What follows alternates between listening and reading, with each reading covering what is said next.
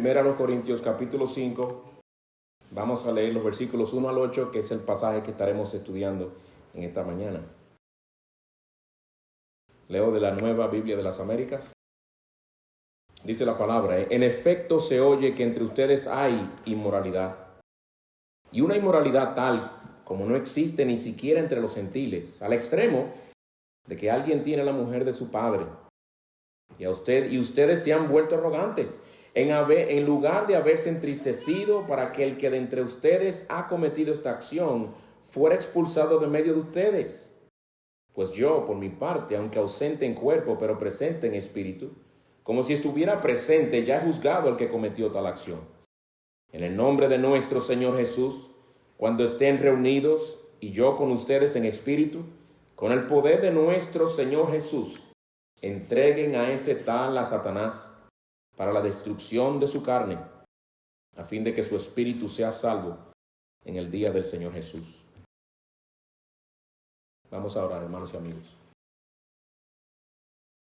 Señor, al haber celebrado con gozo y alegría el infinito amor tuyo por nosotros en este último himno, te exaltamos en esta mañana por tu gran misericordia en Cristo.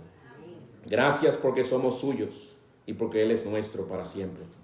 Te rogamos que como Señor nuestro que es, venga a través de su palabra a hablarnos a cada uno de nosotros como profeta, sacerdote y rey, como aquel que es el que puede instruirnos provechosamente, como aquel que puede herirnos con su palabra y también a la vez sanarnos. Señor, ven en tu misericordia a santificar a tu pueblo por medio de tu palabra.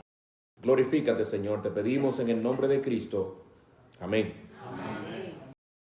Esta semana, mientras leía un libro que estoy leyendo titulado Liderazgo Cristiano, me topé con la siguiente cita sobre la iglesia de Corinto. El problema no era que la iglesia estaba en Corinto, sino que Corinto estaba en la iglesia.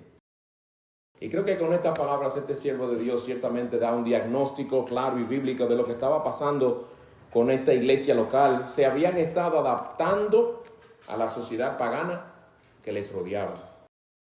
En nuestra exposición de esta epístola, hoy empezaremos a estudiar lo que podría llamarse el capítulo más triste de esta epístola completa, el capítulo 5. Y es triste porque revela la actitud espantosa de esta iglesia local, o de su gran mayoría, ante un pecado gravísimo. Y vamos a ver este capítulo en dos partes, viendo la primera parte este domingo y la próxima el domingo siguiente. Hoy veremos los versículos 1 al 8 y el domingo que viene versículos 9 al 12 y habremos concluido ese capítulo. Y el título de sermón de este domingo y el próximo será el mismo, pero parte 1 y parte 2. La inmoralidad sexual en la iglesia, parte 1 y parte 2. Pues empecemos con nuestro estudio de estos versículos del 1 al 8 en esta mañana, viendo en primer lugar lo que he titulado el problema confrontado. El problema confrontado. Habiendo ya abordado a fondo el tema de las divisiones, como vimos del capítulo 1, versículo 10 hasta el final del capítulo 4, Pablo ahora pasa a abordar un tremendo problema que había en aquella iglesia local, un problema con implicaciones eclesiales y sociales también. No era uno de los líderes que conocía de este problema que había entre ellos. No eran varios de los líderes que lo conocían. Era un problema que ya se había estado desbordando y se conocía por todas partes. Y ahí que Pablo empieza el versículo 1 diciendo: en efecto se oye. De lo que yo le voy a hablar a ustedes, Corintios, es algo que ya se sabe. Es algo que se oye por ahí, no es un secreto. La voz había estado regando, que le había hasta llegado a Pablo en Éfeso. Pablo estaba lejísimo de Corinto. Y ya él se había enterado de lo que estaba ocurriendo allí. ¿Qué era lo que había estado regándose en esa iglesia y en sus alrededores? Algo sumamente escandaloso. Leamos el versículo 1 de nuevo. En efecto se oye que entre ustedes hay inmoralidad. Y una inmoralidad tal como no existe ni siquiera entre los gentiles, es decir, los que no son cristianos. Ni siquiera entre ellos existe, dice Pablo. Y especifica cuál es ese pecado, al extremo de que alguno tiene la mujer de su padre. La palabra inmoralidad que se usa en este texto es una palabra griega que suena, es la palabra pornía, de donde viene la palabra pornografía, que significa inmoralidad. Y es una palabra que se usa para y abarca toda clase de inmoralidad sexual. Fornicación, adulterio, incesto, etcétera. Todo eso cae bajo ese nombre de pornía. Es la palabra que Pablo usa en el capítulo 6 de esta epístola, versículos 13 y 18, y en el capítulo 7, versículo 2, para hablar de la fornicación. Bueno, había un individuo viviendo en este pecado, siendo miembro de aquella iglesia local, y estaba viviendo en ese pecado. Lo que curioso es que la sociedad corintia, era una sociedad muy promiscua. En nuestra introducción dijimos que hubo un hombre, un filósofo, no me acuerdo cuál, o un dramaturgo, no me acuerdo lo que era él. El hecho fue que él acuñó una palabra que si se fuera a traducir o transliteral sería corintiar, que era lo mismo que ser una persona promiscua sexualmente. Porque eran tan conocidos los corintios por esa clase de pecados, de inmoralidad, que hasta se pudo acuñar una palabra en honor a ellos, por su infamia. Ellos eran conocidos como una sociedad muy promiscua sexualmente. Pero lo curioso es que para los corintios, a pesar de su gran promiscuidad, el acto sexual específico que estaba cometiendo el miembro en la iglesia de Corinto era algo que ellos no toleraban. Es como, por ejemplo, en las cárceles. Algunos de nosotros, aquí hay otro hermano que trabaja en ese contexto, al igual que un servidor, hemos tenido la oportunidad de ir a interpretarle a una persona que está presa en una celda donde la tienen temporalmente antes de ser llevado ante el juez. En esa celda el individuo está junto con otros presos. Cuando el abogado va a hablar con su cliente y su cliente es acusado de un delito sexual contra un menor de edad o abuso de cualquier índole contra un menor de edad, tienen que hablar con mucho cuidado de no mencionar específicamente el delito que cometió, porque tan pronto los compañeros que están ahí atrás lo escuchan, se enteran, cuando llega a la cárcel, le dan una golpiza tremenda. Un individuo puede haber matado a alguien ahí, o puede haber robado un banco, o puede haber hecho cometido un delito atroz, pero no toleran el que alguien abuse de un menor. Los corintios no toleraban que alguien cometiera la clase de inmoralidad sexual que este miembro estaba cometiendo, a pesar de que sí toleraban otras clases de inmoralidades sexuales. Es curioso, ¿verdad? Por eso Pablo tuvo que decirles a ellos, una inmoralidad tal como no existe ni siquiera entre los gentiles. Ni entre la sociedad tan promiscua en la que ustedes viven, corintios, eso se practica, ni ahí se practica. Es decir, lo que ustedes están haciendo, lo que se ha hecho entre ustedes, es sumamente escandaloso. Eso hace que se eleve exponencialmente el pecado que este individuo había cometido. Lo cual habla del daño y el gran tropiezo que estaban causando en la sociedad incrédula. Ahora, ¿y quién había estado cometiendo este pecado? Como se habrán fijado, Pablo no menciona nombre. No menciona nombre, lo único, él se refiere al individuo al decir alguno tiene la mujer de su padre.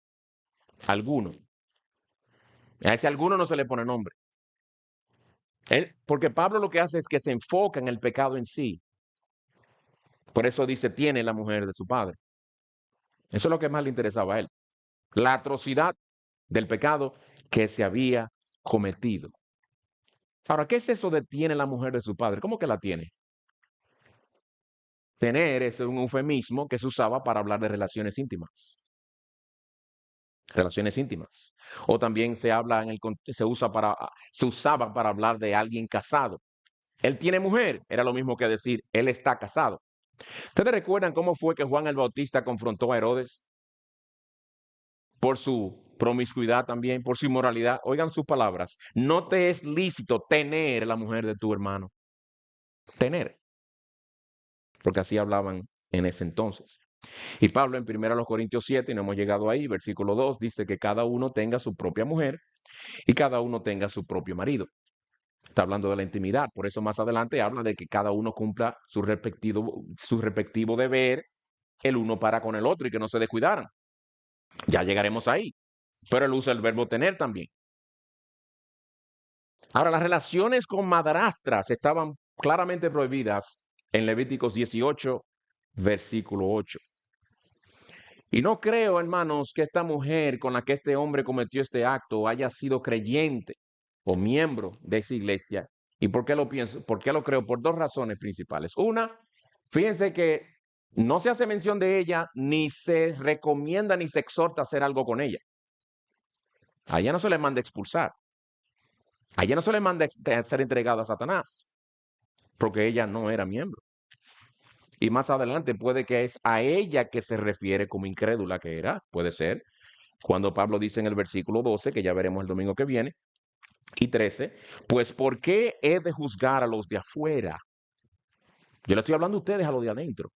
Y yo estoy diciéndole a ustedes qué hacer con el de adentro. Pero ¿por qué he de juzgar a los de afuera? ¿No juzgan ustedes a los que están dentro de la iglesia? Pero Dios juzgará a los que están afuera. Pablo, ¿y qué va a pasar con ella? Dios se encarga de ella. Yo estoy hablando de ustedes a los miembros.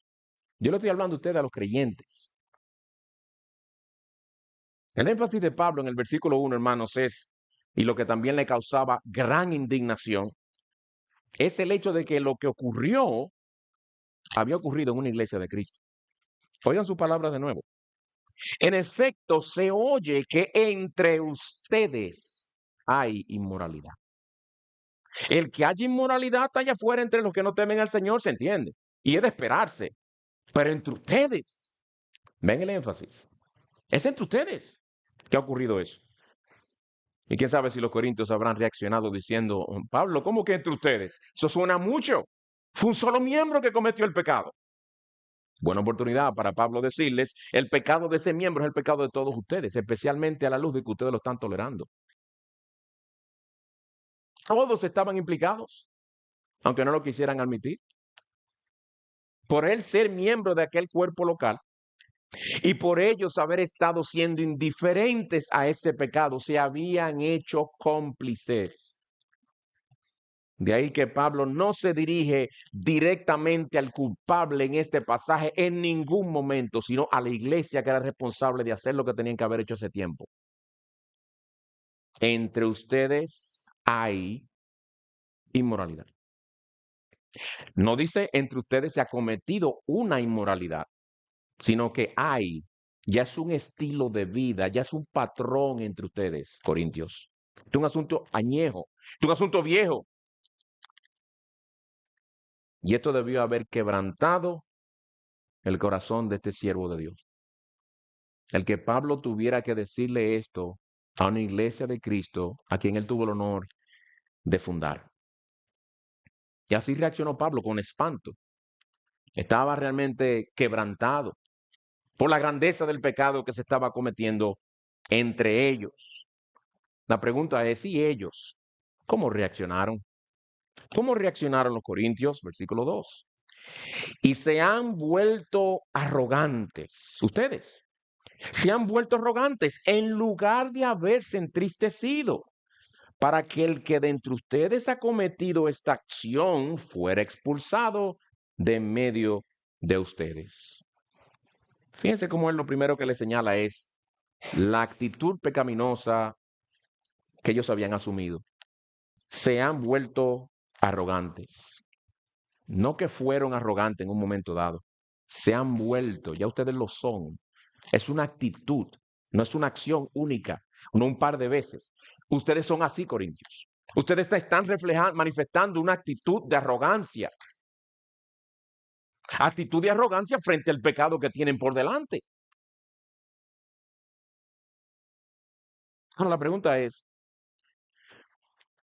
¿ellos se habían vuelto arrogantes por el pecado que se estaba cometiendo o a pesar del pecado que se estaba cometiendo? En otras palabras, ellos estaban diciendo colectivamente, nosotros nos sentimos orgullosos de ser una iglesia tolerante que aceptamos como miembros a fornicarios. ¿O era que estaban ellos sintiéndose arrogantes a pesar de lo que estaba pasando? En otras palabras, se mostraron indiferentes a ese pecado y siguieron muy inflados creyendo que estaban muy bien. Yo creo que es lo segundo, porque no veo ninguna evidencia o razón para pensar que ellos estaban celebrando la inmoralidad de este individuo, sino que estaban siendo indiferentes a ella. Y eso es lo chocante de la realidad, bien chocante. Esa conducta escandalosa debió haberlos llevados a ellos a humillarse y a decir con el corazón quebrantado, qué mal estamos, hermanos, hasta dónde hemos caído.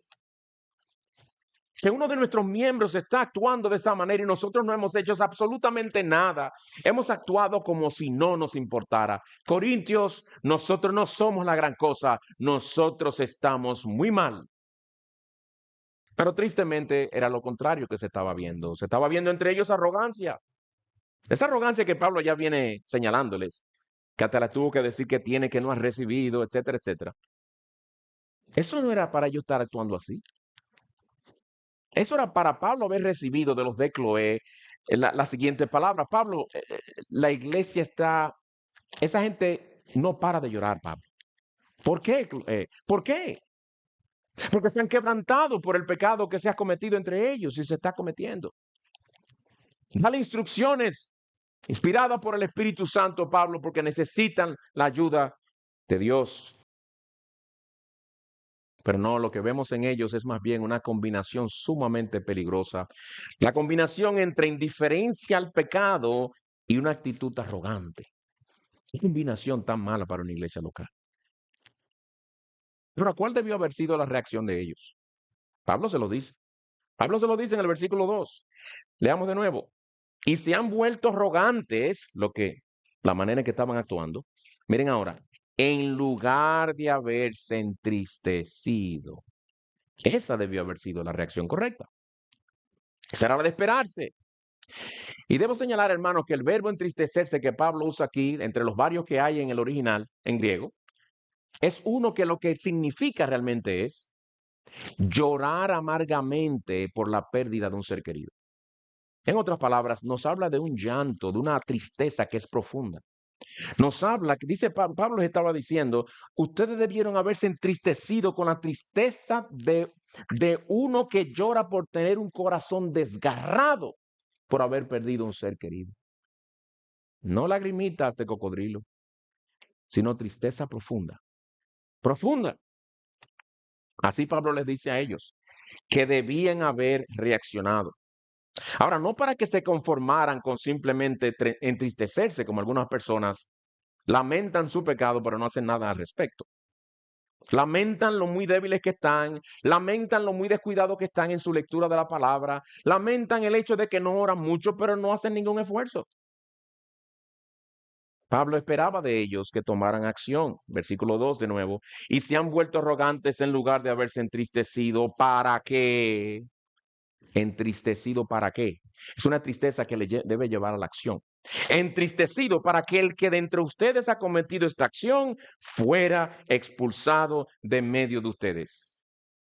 Es lo que debieron haber hecho, pero no lo hicieron. Por eso Pablo, como líder fiel, tuvo que tomar acción. La manera en que yo veo esto, hermano, este texto y como Pablo habla aquí, es como si Pablo se hubiera presentado de repente a la iglesia, a los corintios, y le hubiera dicho a ellos, echen para allá un momentito, ¿dónde está el culpable? Es aquel, ven acá, fuera de aquí.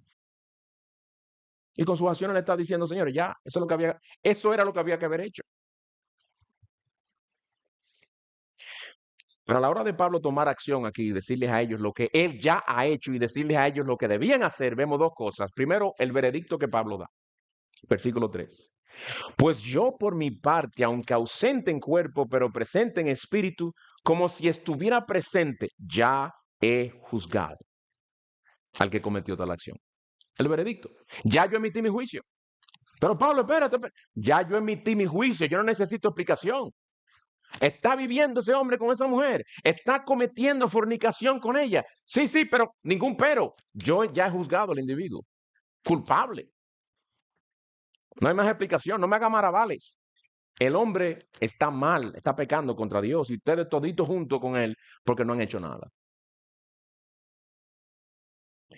Y si ellos quizás hubieran dicho, Pablo, ¿y qué pasó con Mateo 18? Oh, pero Yo esperaba, nosotros esperábamos por lo menos, nosotros no somos más espirituales que tú, Pablo, pero estábamos esperando que tú, siendo que eres más bíblico que nosotros, hubiera dicho, Corintios, alguien vaya, alguno voluntario puede ir individualmente y confrontarlo primero para seguir Mateo 18. Pablo le hubiera dicho a ellos, pero es que ya esto no es tiempo de Mateo 18. Por ustedes no haber cumplido con Mateo 18, estamos donde estamos. Ya esto es un asunto ahora de cortar el miembro y amputarlo. Ya no es tiempo de poner antibióticos por ustedes haber actuado mal. Pero Pablo les dice a ellos que tenían que expulsar al culpable. Da su veredicto y luego les dicen, he aquí lo que hay que hacer a la luz de este veredicto. Expulsar al individuo. Había llegado el momento de actuar y hacer lo que hace tiempo debió haberse hecho.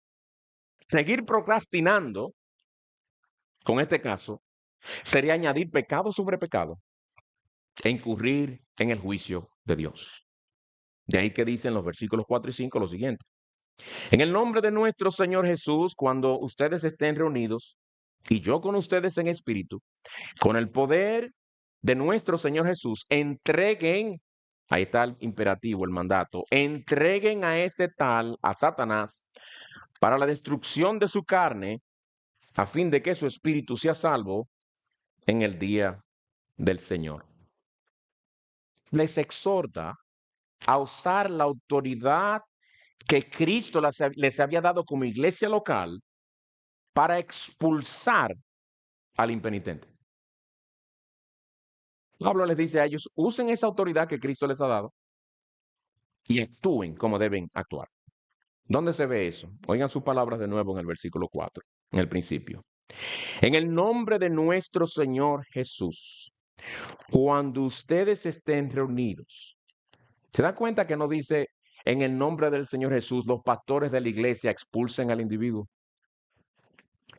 Porque no son los pastores los que tienen únicamente la autoridad para expulsar a un miembro impenitente de la iglesia. Quizás no lo conozca, pero si alguien sabe de un solo versículo donde aparezca un pastor o conjunto de pastores poniendo en disciplina a un miembro o expulsando a un miembro sin la involucración de la iglesia, por favor compártamelo. Y no lo digo a modo de retar, es que no lo conozco, pero puede que haya uno. De verdad, puede que haya uno y no lo sepa. Esa es la iglesia. Y esto me hace pensar también, cuando estuve meditando en esto, en Mateo 18, y lo que el Señor dice que se haga cuando el individuo ya se han seguido todos los pasos y no quiere y no responde bíblicamente, dice, y si también rehúsa escuchar a la iglesia, que repito, no es escuchar a los pastores, dice a la iglesia, la cual se involucra, ¿verdad? Debería involucrarse en ese proceso, sea para ti como el gentil y el recaudador de impuestos. Y si saltamos de ese versículo al 20, más adelante, un poquito más adelante, dice el Señor, porque donde están 2 o 3 reunidos en mi nombre, allí estoy yo en medio de ellos. Y Pablo dice aquí, en el nombre de nuestro Señor Jesús. Jesús dice, cuando estén 2 o 3 reunidos en mi nombre. Es la iglesia de Cristo local, que tiene esa autoridad y responsabilidad. No únicamente los líderes. Por eso Pablo, es curioso también, que Pablo no dice desde allá, yo lo entrego a Satanás. No, no, no, no, no, no. Yo con ustedes en espíritu ahí, porque es ustedes que tienen esa responsabilidad. Es ustedes que tienen esa autoridad como iglesia local de Cristo. Yo me uno a ustedes, pero es todos juntos que podemos, en el nombre del Señor, decirle fuera a ese individuo. Expúlsenlo.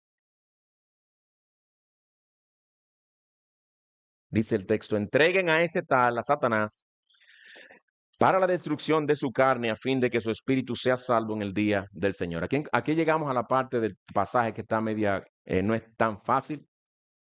He leído muchos comentaristas, hay diferencias, pero no, lo bueno es que no es que son muchas las diferencias. Yo creo que podría decir que podría resumir todas las perspectivas que hay sobre cómo interpretar este pasaje. Son como dos principalmente, dos. Voy a decir algunas cosas que he analizado y he encontrado mientras voy y he estudiado la escritura. ¿Qué quiere decir entregar a alguien a Satanás? Es la pregunta. Podríamos decir que este término o esto se usa o se presenta en la Escritura en dos sentidos. Esa idea de entregar a alguien a Satanás. Hay un sentido positivo y santificador y hay un sentido negativo o a modo de disciplina también. En un sentido santificador, el Señor lo hizo con Job. El Señor le dijo a Job, después que el Señor le dijo a Satanás, perdón, y el Señor dijo a Satanás en Job 2:6, Él está en tu mano. Job está en tu mano. En otras palabras, te entrego a Job, pero respeta su vida. Se le entregó para un ataque feroz y aflictivo por parte de Satanás contra su siervo Job, hombre justo y temeroso de Dios, permitido por el Dios soberano para la santificación de este siervo, al punto tal que al final de toda esta gran aflicción pudo decir que conocía más a Dios de lo que antes le conocía. Tenemos el caso de Pablo también, a quien Dios, para impedir, como dice él en 2 Corintios 12, para impedir que me enalteciera, me fue dado una espina en la carne, un mensajero de Satanás para que me abofetee. Esto de abofetear habla de humillación, habla de dolor. Y para Pablo resultó ser santificador porque eso impidió que se enalteciera. Pero también hay un sentido correctivo en el que se usa esto de entregar a Satanás, y es lo que encontramos no solamente en nuestro texto, sino en el caso de Himeneo y Alejandro, de quienes Pablo dice en 1 Timoteo 1, a quienes he entregado a Satanás para que aprendan a no blasfemar. Fue por su pecado, a diferencia de Job y Pablo y otros más. Y en nuestro texto lo que dice es: entreguen a ese tal a Satanás para destrucción de su carne, a fin de que su espíritu sea salvo en el día del Señor. Hermanos, creo que este segundo sentido se aplica más a personas que persisten en seguir en su pecado y permanecen impenitentes, que es el caso que vemos en nuestro texto, y muy probablemente el caso de Himeneo y Alejandro, aunque Pablo no nos da ningún trasfondo de cómo trató con ellos, por qué tuvo que entregarlos a Satanás, pero definitivamente no es de todo creyente que normalmente se esté hablando de que esté blasfemando y tenga que aprender a no blasfemar. Es algo serio. Es decir, que no es por cualquier cosa. Ni fue por cualquier cosa que tampoco el individuo de nuestro texto, dice Pablo, que se ha entregado a Satanás. Pero hermanos, estas son las dos únicas ocasiones en las que se habla de entregar a alguien a Satanás a modo de disciplina o expulsión en todo el Nuevo Testamento. Y como es así, debemos tener cuidado a la hora de interpretar esto y quererlo aplicar a la iglesia, porque en muchas otras ocasiones donde se habla de disciplina, de señalar a alguien, de marcar a alguien, de no asociarse con él para que se avergüence y cosas así por el estilo, Pablo nos dice que lo entreguen a Satanás. Parecen ser en situaciones específicas y graves de impenitencia, de endurecimiento de corazón, como en el caso de Himeneo y Alejandro y como en el caso del hombre de nuestro texto. Y también es curioso ver que en estas dos ocasiones de situaciones bien graves como esas, Pablo se ve involucrado. En cuanto a Himeneo y Alejandro, Pablo directamente dice que él los entregó, y en el caso de los corintios también él dice que yo estoy ahí, aunque sea en espíritu, él se incluyó. Bien, pero debo decir, hermano, que hay una estrecha relación entre el expulsar al que persiste en pecado y entregar a alguien a Satanás, o expulsar a alguien por su impenitencia y entregarlo a Satanás. Se puede decir que en un sentido hay una relación ahí también. Porque fíjense lo siguiente: cuando un miembro es expulsado de una iglesia local, se le priva de la comunión cristiana y de los privilegios de los que gozaba junto con el pueblo de Dios. Ya no va a tener eso. Ya no va a poder gozar de lo que es el ser exhortado y animado por sus hermanos, el tener a sus hermanos cerca, ayudarle, a orar con él, a instruirle con la palabra de Dios. Ya ese individuo, por un lado, lo más seguro que ni quiere eso, pero al ser expulsado pierde todos sus privilegios. Es apartado de ese ámbito de protección que el Señor provee por medio del ministerio de una iglesia local. Y es dejado expuesto a los ataques de Satanás sin el cuidado que generalmente reciben aquellos que forman parte de una iglesia. Esos ataques pueden incluir, según el Señor en su soberanía así lo permita, fuertes aflicciones que pueden afectar tanto el cuerpo como el alma del individuo. Para que si es un verdadero creyente, se ha llevado al arrepentimiento y a una verdadera restauración. Y si no es un creyente, era un engañado, se ha llevado a ver su pecado y poner sus ojos en Cristo, su fe en Cristo y se arrepienta de su maldad y venga a Él para salvación. ¿Y cuál es la meta en todo esto? Siempre la misma, la restauración del individuo o la salvación del individuo si no es creyente.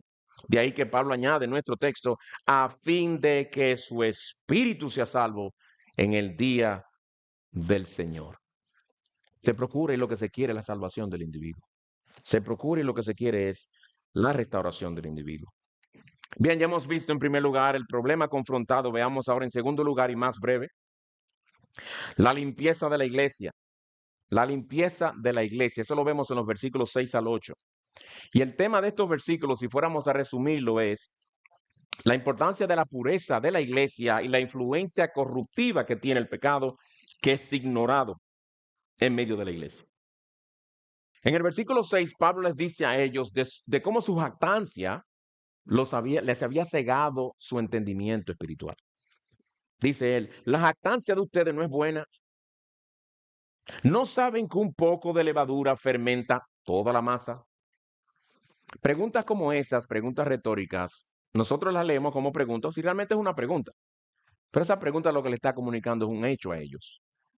Le está diciendo a ellos, ustedes están actuando siendo indiferente a una realidad que ustedes conocen muy bien, que si un pecado no se trata, va a infectar toda la iglesia.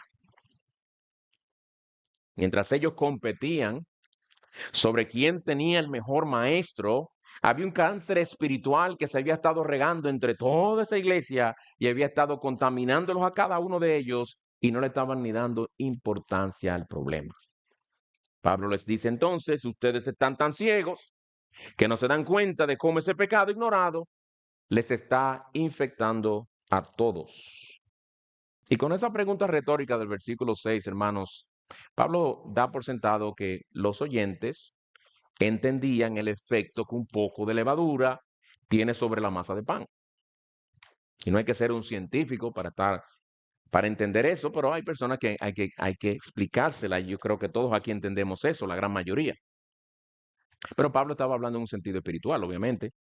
Y lo que les estaba diciendo es que un pecado, por más secreto que sea, cuando somos indiferentes a él, difunde su influencia corruptiva en el alma, contamina la conciencia, nos distancia de Dios, fortalece el pecado remanente en nosotros, mientras que a la vez disminuye la eficacia de los medios de gracia en nosotros y debilita nuestros deseos de usarlos. Un solo pecado no tratado puede producir todo eso en un alma. Y esto puede aplicarse también en un sentido colectivo, como Pablo lo aplica aquí. El pecado que se tolera en la iglesia poco a poco va corrompiendo a los demás miembros y debilitando las fuerzas espirituales de todo el cuerpo. Pues si el pecado que se tolera en la iglesia contamina a toda la iglesia, ¿qué tenían que hacer ellos entonces? Pablo les dice en el versículo 7, limpien la levadura vieja para que sea masa nueva, así como lo son sin levadura. Fíjense, hermanos, que Pablo estaba más preocupado por la pureza de la masa completa, de la iglesia entera, que por la levadura, el pecado del individuo. Él está preocupado por los dos. Pero su preocupación principal era realmente cómo esa levadura podía realmente fermentar toda la masa, porque su enfoque era realmente la iglesia local. Por eso había exhortado a aquellos hermanos que entregaran al tal a Satanás, porque lo que él quería lo dice en el versículo 7. Limpien la levadura vieja, saquen esa levadura de ustedes para que sean masa nueva. Sus lectores estaban familiarizados con los ritos de la Pascua judía, donde solo debía comerse pan sin levadura. Pan sin levadura. Tenían que deshacerse de todo lo que tuviera levadura en esos días. Como se le dice claramente en Éxodo 13, versículo 5, se comerá pan sin levadura durante los 7 días y nada leudado se verá contigo, ni levadura alguna se verá en todo tu territorio. Limpien la levadura vieja para que sean masa nueva, así como lo son, sin levadura. ¿Oyeron ese incentivo ahí? Así como lo son. Ya ustedes son una masa limpia. Ya ustedes son una masa sin levadura. Por obra de Cristo. Pues entonces actúen como lo que son. Ya ustedes lo son. Hombres y mujeres a quienes Cristo ha comprado con su preciosa sangre. ¿Qué hace un grupo de hombres y mujeres así? Tratando el pecado livianamente cuando a Cristo le costó su vida en la cruz. El seguir tolerando ese pecado en medio de ellos era ir en contra de lo que ellos eran en Cristo. Luego Pablo les dice en los versículos 7 y 8. Porque Cristo, yo no sé por qué aparece ese aún en nuestra versión Biblia de las Américas, porque no sé por qué lo pusieron ahí, pero no creo que debe ir ahí. Acuérdense que las traducciones no son inspiradas, ¿eh? Por eso hay diferentes versiones, diferentes traducciones. Eh, no significa que hay diferentes palabras de Dios, no.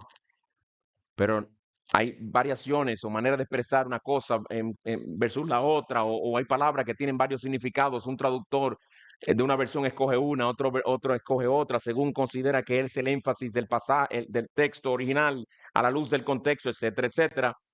Aclaro eso para que no piense que le estoy sustrayendo la escritura. Porque Cristo, nuestra Pascua, ha sido sacrificado. Por tanto, celebremos la fiesta no con levadura vieja, ni con la levadura de malicia y maldad, como estaba ocurriendo, sino con panes sin levadura, de sinceridad y de verdad. Pablo refuerza la exhortación que les acabo de dar en el versículo 7 con un argumento cristocéntrico. Que así como los judíos en Egipto fueron librados del destructor por la sangre del cordero que se le mandó a poner en los dinteles de sus casas, así la sangre de Cristo nos ha perdonado de todos nuestros pecados y nos ha librado de la ira de Dios. Y este es el mismo Cristo que pudo haber perdonado a aquel hombre en Corinto si hubiera pedido perdón por su maldad, y hubiera también perdonado a la iglesia si ellos hubieran tratado con ese pecado bíblicamente. A la luz de esto, Pablo los llama a ellos a celebrar la fiesta, pero no la fiesta ceremonial de la Pascua, sino a cada día celebrar esa fiesta en un sentido espiritual por su manera de vivir, viviendo vidas como cristianos en constante guerra contra su pecado remanente y andando en novedad de vida, ya no viviendo en malicia y maldad que antes les caracterizaba, sino en sinceridad y verdad de corazón, como él les dice. Y la disciplina eclesiástica les ayudará como iglesia a poder celebrar esta fiesta en un sentido espiritual, al remover de entre ellos toda impureza, toda levadura espiritual que los estaba contaminando y fermentando para vivir de una manera santa y agradable al Señor. Pues bien, hermanos, hemos visto en primer lugar el problema confrontado y en segundo lugar la limpieza de la iglesia. Permíteme ahora dar dos aplicaciones para nosotros los creyentes antes de concluir. En primer lugar, hermano, no ignoremos el pecado de nuestro hermano. Lo puse de una manera personal. Recuerden, cuando lo pongo así, yo estoy incluido también. Pero lo hago muchas veces así para que entendamos la responsabilidad individual que tenemos con respecto a lo que voy a decir ahora. No ignores el pecado de tu hermano. Es verdad que los hermanos de la iglesia estaban muy mal en aquella iglesia porque habían estado tolerando el pecado de aquel hombre que estaba viviendo en adulterio y fornicación. Pero definitivamente se ve que no todos ellos estaban tolerándolo. ¿Por qué lo digo? Bueno, porque si Pablo se enteró estando en Éfeso de lo que estaba ocurriendo y de que la iglesia estaba mal por eso y que a pesar de ese pecado estaban con una actitud arrogante, alguien tuvo que habérselo dicho. ¿Y no creen ustedes que deberíamos suponer que el que se lo dijo no estaba de acuerdo con eso? Y que no tenía esa actitud arrogante como ellos. Claro. Por la gracia de Dios, no era que todos, absolutamente todos, estaban tan mal como la gran mayoría. Y ese que le dijo a él, le informó lo suficiente como Pablo decirles, en efecto se oye que entre vosotros hay inmoralidad. El primero que se haya enterado del pecado de aquel miembro, ¿qué hizo? ¿Se hizo algo? Según Mateo 18, debió haberlo reprendido, estando él y el otro a solas. Si lo hubiera hecho y aquel miembro se hubiera arrepentido, 1 Corintios capítulo 5 hablará de otra cosa, ¿verdad? Pero no es así. La realidad es que Pablo tuvo que escribir lo que escribió en el capítulo 5, inspirado por el Espíritu de Dios, porque no se siguió lo que Mateo 18 dice, sino que se dejó el pecado tranquilo. Muchos en aquella iglesia estaban actuando como algunos creyentes actúan en las iglesias locales. ¿Cómo? Se expresan de esta manera. El hermano Rogelio está viviendo en pecado, yo lo sé, es obvio. Pero yo no me meto en eso. Esos son asuntos pastorales y son asuntos personales también, que yo no creo que él quiere que yo me esté metiendo en eso, y yo además no me gusta que me acusen de estar de entrometido. Yo mejor me quedo callado y evito problemas con el hermano Rogelio, porque una vez le señalé algo sobre la corbata y se me puso como una fiera. Entonces yo lo dejo tranquilo y oraré para que el Señor les revele eso, de alguna manera se lo dé a conocer a los pastores de la iglesia y ellos traten con aquel hermano o algún hermano valiente que se lo diga, pero este que está aquí, yo no me meto en eso. Mi hermano, debo decirte algo a la luz de este pasaje. Tú tienes el deber de entrometerte. Y puse aquí entrometerte entre comillas porque no es entrometerte, es cumplir con tu deber. Tú tienes el deber de entrometerte en la vida de ese hermano a quien debes amar y sobre todo a Cristo, quien lo compró con su sangre, a quien debes amar mucho más que el hermano. Y su honor y su gloria, ¿verdad? Debes entrometerte en la vida de ese hermano. Sí, con oración, sí, con prudencia, sí, con tacto, sí, hasta consultando si es necesario, pero no digas el nombre del individuo. Hermano, estoy por hablar con un hermano que ha estado viendo un patrón de esto y esto y esto. ¿Cómo debería abordar? ¿Cuál usted cree que son los pasajes que debería usar? Hasta guía se te puede dar si es necesario. Pero tú tienes una responsabilidad para con él. Que entre otros pasajes en Gálatas 6:1 se te dice y se me dice a mí, hermanos, aun si alguno es sorprendido en alguna falta, ustedes que son espirituales, los más maduros, ¿verdad? Restáurenlo en un espíritu de mansedumbre. ¿Ven la meta? No dice ni repréndelo, dice restáuralo. Da por sentada los otros pasos que hay que dar. Hay que señalarle el pecado al hermano, hay que ver, hay que reprenderlo, exhortarlo, etcétera, pero con la meta de restaurarlo. ¿Y con qué actitud? Con un espíritu de mansedumbre. Mirándote a ti mismo, ve con humildad, no sea que tú también seas tentado. Pues, por ejemplo, mi hermano, si tú has visto al hermano tal, que ya es la sexta vez en un año donde tú ves claramente que él ha mentido, ¿qué tú vas a hacer? ¿O qué tú has hecho? Él ya está tan acostumbrado a las mentiras que la última vez que mintió te guiñó el ojo y te dije, como diciéndote claramente y sin vergüenza alguna, yo estoy mintiendo. No, no, no es que pienses que estoy tergiversando la verdad, te lo dije con el ojo, yo estoy mintiendo y yo lo sé. ¿Qué tú has hecho? Una de dos cosas, o lo has reprendido o te has quedado callado. Si lo has reprendido, has hecho bien, has sido obediente al Señor. Si te has quedado callado, has desobedecido al Señor. Y has ayudado a ese hermano a seguirse endureciendo en su pecado. Has deshonrado el nombre de Cristo también.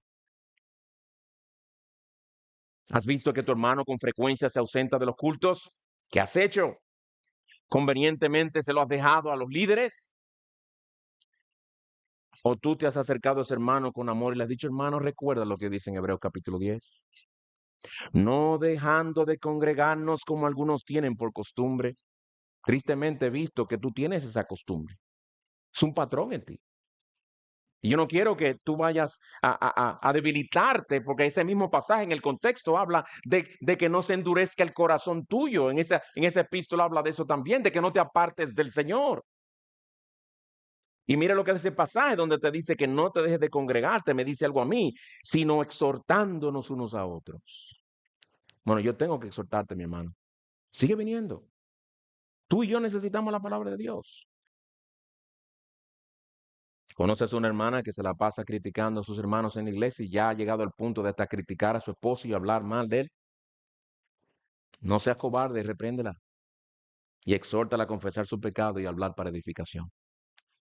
Hermanos, cuidémonos, porque por nuestra cobardía o favoritismo podemos caer en la actitud de indiferencia de los corintios y en vez de confrontar a nuestros hermanos por sus pecados, los dejamos así y y les estamos animando a seguir deshonrando al Señor. Y por eso es que muchas veces en las iglesias locales llegan los individuos al punto donde tengan ya sea que disciplinarlos o por su impenitencia expulsarlos. Si uno va y hace una trayectoria hacia el pasado y ve, seguro encontrará muchos hermanos que no le fueron fieles. Cuidadoso.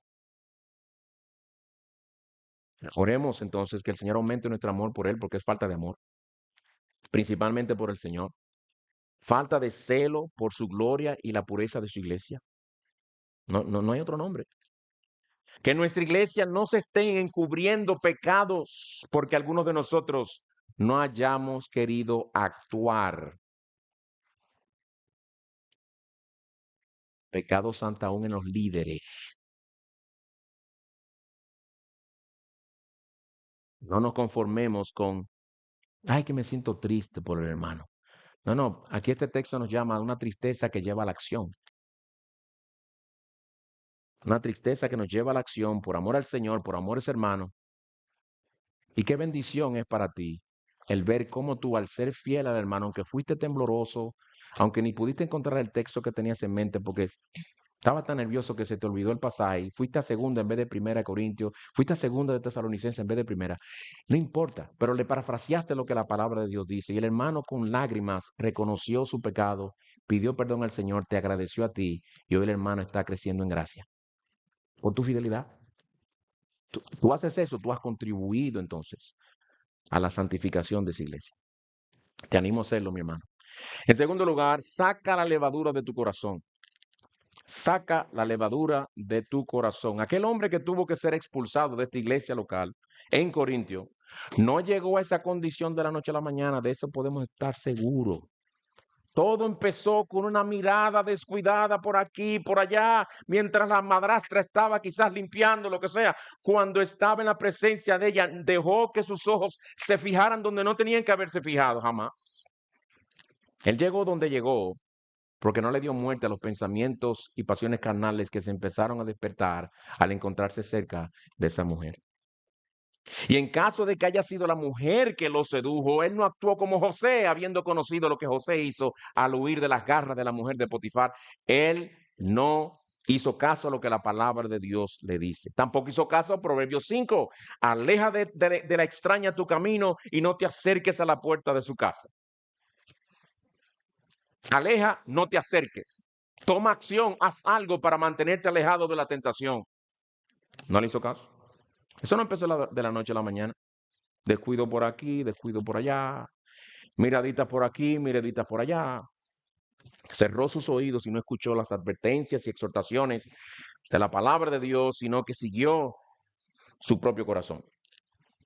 Y si uno de los hermanos de la iglesia le llegó a advertir, tampoco quiso escucharlo. Hermano, yo no sé si soy yo, pero a veces he mirado hablando contigo y te encuentro con los ojos, qué sé yo, como que siempre están allá donde la doña. Ten cuidado, mi hermano.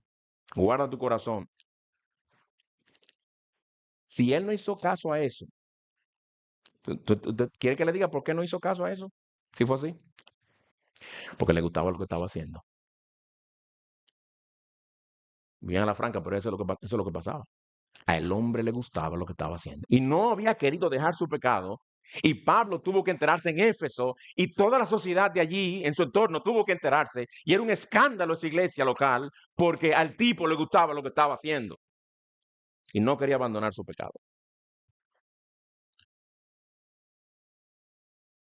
Pero ya vimos cómo tuvo que probar los frutos amargos de su conducta. Aterricemos esto que he dicho sobre este hombre aquí a Karlstad y te pregunto a ti, mi hermano, ¿vas tú por el mismo camino de este hombre? Mi hermana, ¿has estado dando los primeros pasos o estás ya a punto de caer? Es fácil responder a esta pregunta tan solo viendo cómo has estado usando tus ojos, tus pensamientos, qué has estado haciendo con ellos. Tus ojos no miran donde ellos quieren mirar, tus ojos miran donde tú le permites que miren o donde tú los llevas a mirar. Y ahora mismo quiero mirar esa alfombra roja que no me gusta ese color, pero no se puede hacer nada, estamos alquilando.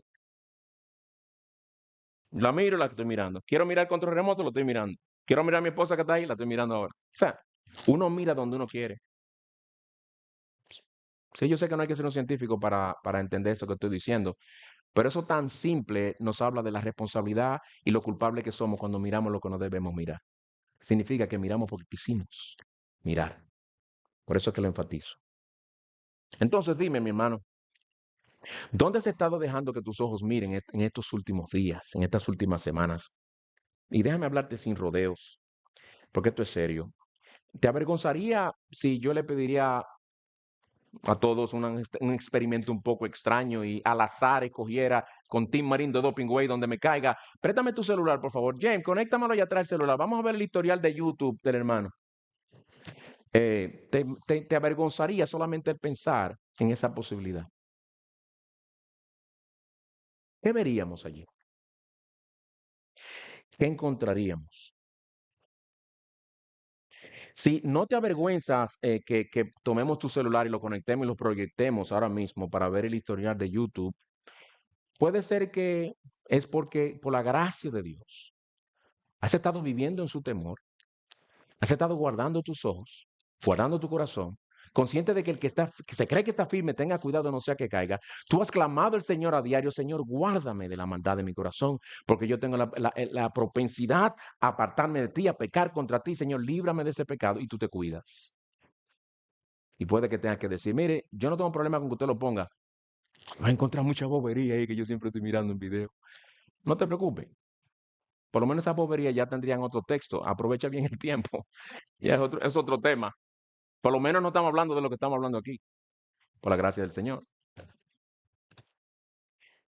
Pero ¿y si te avergüenza el solo pensarlo? ¿No será porque has estado satisfaciendo tus pasiones carnales y pecaminosas y violando tu conciencia y pecando contra el Señor, que siempre ha estado a tu lado cuando estás viendo esos videos?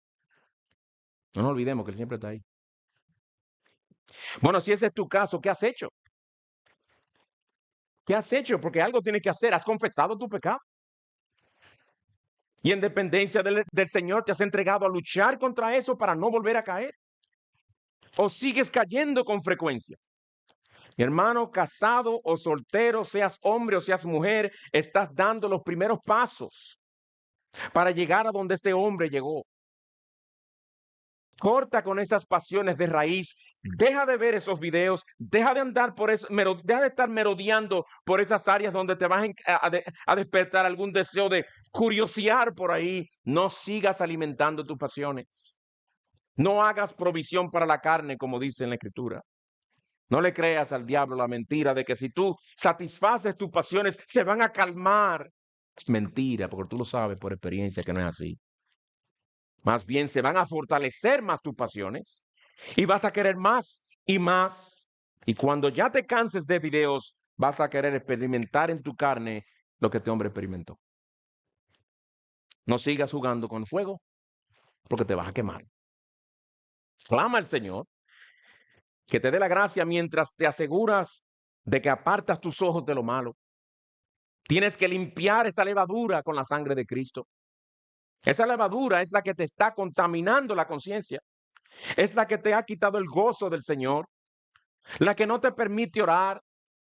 La que te intranquiliza el alma cuando lees la palabra y no puedes leerla tranquila porque te sientes como un hipócrita. Es la levadura que no te permite disfrutar de la presencia suya cuando el pueblo de Dios está reunido. Y esta es una de las razones por las que quizás con frecuencia no vienes a los cultos. Mi hermano, corta con las pasiones carnales de raíz en dependencia del Espíritu de Dios. No las sigas alimentando. Esa es la levadura que de tú no hacer nada ni buscar ayuda, terminará endureciéndote y apartándote del Señor. Esto es serio. Y como consecuencia traerás deshonra en nombre de Cristo, mancharás el testimonio de tu iglesia y contribuirás al endurecimiento primeramente de tus hijos y al endurecimiento de todos aquellos seres queridos a quienes les testificaste, al endurecimiento de tus compañeros de trabajo que sabían que tú eras cristiano. Porque se dirá de ti, fulano fue expulsado. ¿Cómo? Hoy tú no te enteraste. Para que eso llegue ahí, es bien fácil. Si estás como he descrito, sigue ahí, que de ti se dirá eso. Y si nunca fuiste miembro de una iglesia, no hay que expulsarte. Pero habrás desaparecido y nadie sabrá de ti. Y nos encontraremos algún día quizás con alguien que supo de ti. Y no creo que van a ser muy bonitas las cosas que nos van a decir. Porque el Señor no se equivoque y el Señor ha dicho que el que lo que uno siembra, el que siembra para la carne, de la carne cosechará corrupción. Hermano, no hay razón para seguir viviendo así cuando tú tienes un Salvador lleno de gracia y misericordia y amor. Aquí mismo Él te acaba de recordar que Cristo es nuestra Pascua. Él fue crucificado en la cruz del Calvario, Él fue sacrificado. Él pagó por cada uno de esos pecados en los que tú has estado deleitándote. Si es así, en Él encontrarás perdón para todos esos pecados si los confiesas. ¿Por qué vas a pisotear la preciosa sangre de Cristo jugando con esos pecados? ¿Por qué seguir encubriendo el pecado que tú sabes que Él te puede perdonar? ¿Por qué alejarte más y más del que murió para tenerte cerca? Responde esa pregunta. Ve hoy a Él y confiésale tu maldad. Ruégale que te perdone y te fortalezca para abandonar cualquiera que sea el pecado que te asedie, aunque no sea de índole sexual. Y conocerás lo que es vivir en el gozo del Señor. En Él hay gracia, poder para transformarnos, para animar nuestros corazones a seguir perseverando. En Él hay gracia, poder para ayudarnos a abandonar todo pecado, cualquiera que sea. Termino dirigiéndome a ti, amigo, que no conoces a Cristo. ¿Te diste cuenta que en este pasaje se nos habla de algo espantoso? Un cristiano, miembro de una iglesia, viviendo de una manera tan escandalosa que hasta los inconversos, a los incrédulos estaban escandalizados con él. Pero te voy a decir algo mucho más escandaloso en cierto sentido que eso. Que el Dios infinito se hizo hombre para morir por pecadores como tú y como yo. Eso es asombrosísimo. Infinitamente más asombroso que lo asombroso de este hombre y su pecado. Concéntrate en eso. El que vino a morir por pecadores te llama al arrepentimiento hoy. Para que en él hayas el perdón de todos tus pecados. Porque tu caso no es el caso aislado de un pecado en particular por el cual hay que reprenderte. Aquí estamos hablando en el caso tuyo, como éramos nosotros antes de venir a Cristo. Tú vives una vida de rebelión contra Dios, de indiferencia hacia Dios. Donde Dios no importa, donde su palabra no importa, donde no hay hambre ni sed de agradarle a Él en nada. El Señor Jesús vino a salvar a pecadores de ese amor propio, de esa egolatría. Nos adoramos a nosotros mismos, adoramos el dinero, adoramos las marcas, el fama, las cosas que muchas veces sabemos que ni vamos jamás a tener. Pero preferimos adorar esas cosas que adorar al Dios verdadero. Mi amigo, Cristo vino a salvar y también a transformar pecadores. Por eso la gran mayoría de los cristianos que tú vas a conocer en tu vida, no se va a decir de ellos lo que se dio de este hombre. Este es un caso muy aislado. Esto no es muy común encontrarlo. Pero la realidad es que vivimos en un mundo caído y estas cosas pasan. Pero aun cuando pasen, tenemos un Salvador que perdona y restaura. Y es un Salvador también que salva a pecadores como tú. Ven a Él hoy y serás salvo. Oremos. Padre, gracias te damos por este pasaje que ciertamente es triste. Nos revela el potencial que hay en cada uno de nosotros para vernos en la misma situación. Pero también nos recuerda de aquel que es la Pascua, nuestra Pascua, el Señor Jesucristo, que fue sacrificado para el perdón de nuestros pecados y para ser librado de la eterna condenación y de tu santa ira.